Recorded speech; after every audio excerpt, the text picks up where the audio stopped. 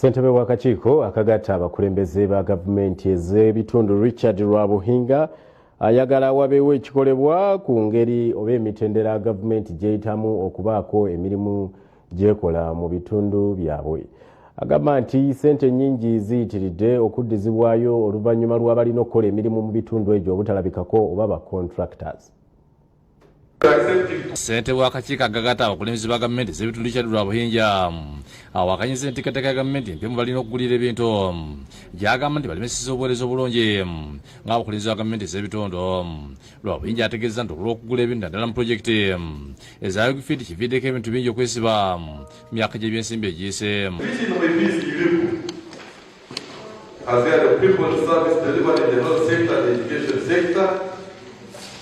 Which I think in good faith, His Excellency the President should address with his team. They should tell him the truth rather than lie to him. Rwabuhinga nga ssentebe wa disitulikiti Kabalole abyogedde alambulula ku nkola ya pulojekiti zitali zimu zikoleddwa mu disitulikiti Kabalole. Ategeeza nti emisuso egyasibwa gavumenti gibalemesezza okuba ku kibakola ng'oluusi bwekanga ensimbi ziziddwayo mu ggwanika. For 6 months waiting for the engineer just to mention the color of the iron sheets to be used. And I have heard the President more often complain that the project that is supposed to take 2 years takes 7 years. This World Bank alone, I think we pay back with interest. But the money that is lying somewhere, the local governments receive the money on account, it goes back because the ministries have not given us a contractor to undertake the work. Mu mwezi ogw'omukaaga disitulikiti Kabalole yazzaayako omikamu mu obukadde 90 mu ggwanika olutala disitulikiti okulemera okwesa ensimbi zino mu mwaka by'ensimbi 2021. Ensimbi ezo zimu ku 26 obwayise mu mbalirira ya disitulikiti mu mwaka by'ensimbi oguyise okuzimba essomero lya Tukyakutwalira City Secondary School naye nga minisitule teyabasindikira kontrakita okutandika omulimu. Disitulikiti yasaasanyako ebitundu 3 ku nsimbi 2,000 ezalina okuddaabiriza amalwaliro 3 okuli Ruhula Health Center 3 ku bukadde 855 okuzimba wodi y'abakyala ya Chwap ku bukadde 855 obukadde 554 nezikozesebwa okugula ebyuma mu malwaliro 3 okulinnya Kitotoli Kituule ne Chwap Health Center 3. Therefore, to return the money, which is a very big insult to us from our population. How would you return money? Yet for us we don't have a school. How do you return money? Yet for us we don't have a health facility. So their government, central government must address these issues. Ensimbi zo gavumenti yazita okulokola abakontrakita emirimu egitandika. Ategeeza nti wasanye okubaka ekikolebwa mu kulwisa okugaba emirimu kuba kikozesa ddala empeereza. The centralization of procurement in UGIFT programs. As local governments, we need the trust of central government that we can manage, like we do manage always, and we have succeeded. Yolanda Tusingwire yakusakidde eggulu lino. Waliwo akulira ebibira Muite District Forest Officer Henry Bukenya ali mu katuulu wa council okumulumiriza okwezibika ensimbi za solooza ku manda ko n'okujingirira receipt. Bano bagamba nti bafiiriddwa ensimbi eziwerako ku musolo olw'abantu ab'olubatu abazibulankanya ekibaviiriddeko olumu n'okubulwa ensimbi ezitambuza obulungi emirimu gya council. Ensonga y'okwezibika ensimbi z'omuwoomusolo okuva mu manda eyanjuddwa kansala Senkusu Gerard ow'entuusi n'agamba nti abakozi ku disitulikiti bezza ensimbi ze basolooza mu misolo n'asonga kwakulira ebibira Bukenya Henry ono ateega emmotoka z'amanda ekiro n'abajjako ensimbi n'atazituusa. Abakulembeze abamu bafuuse kyesirikidde tibafuddeeyo ate bakaaba nti disitulikiti terina ssente naye ng'abakozi be batwala emisolo gy'esemba buti. Mukulu Bukenya Henry DF wa Sembabule yina nnyini musolo gwonna ogw'amanda yina nnyini kutema bibira byonna bya Sembabule. Kansala wa Habu Kabaliisa ow'Ematete agambye nti emisolo egisoloozebwa gyonna gigenda mu nsawo z'abantu abakozesa lisiiti enjingirire nga ne kansala Mutoline Robert akulira akakiiko k'ebyensimbi agamba nti bakansala abasinga bagulirirwa ne bava ku mulamwa kyokka ng'ensimbi zibbibwa. Gavumenti bakola ki? Bebazeetwalira be balina zipamiti be balina obukonge be balina lisiiti buli kimu kyabwe. Kansala omukyala Nahabwe Grace Owentusi agambye nti Bukenya Henry si yalya ssente eka wabula waliwo n'abalala abazirya ate ne bawaayo Bukenya yekka. Bukenya waliwo bakwatira ku maaso abalala batandika okuhema naye nga Bukenya si ye yekka omusolo gusolozebwa kalinga zinga gurupu z'abantu nga bana wa batano wano ku district.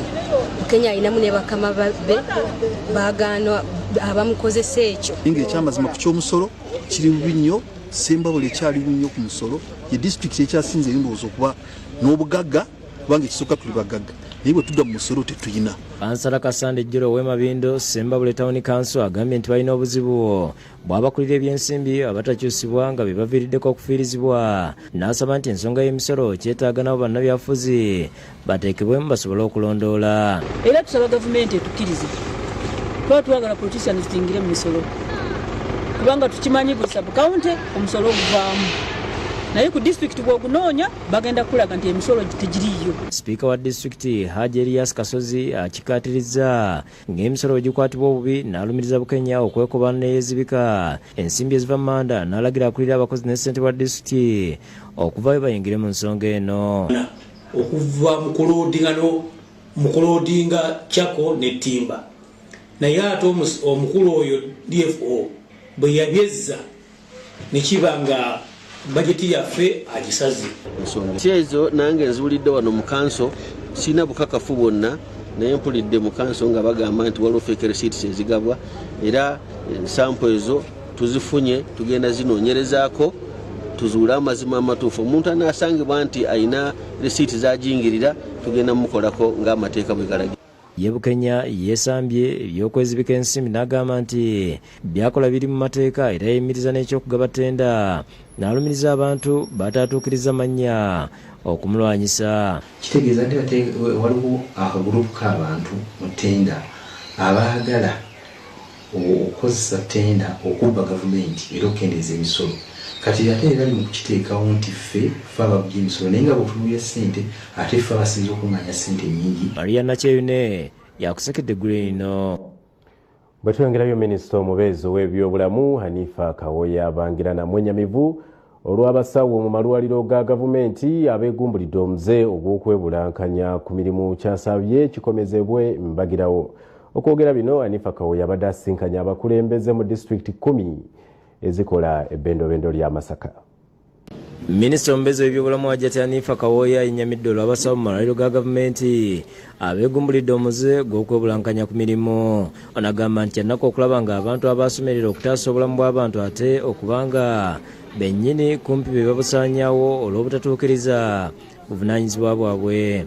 Kyenyamiza nze omu atambudde mu malwaliro agawerako okusanga mu ddwaliro nga tewali bakozi ba gavumenti omusawo yenna.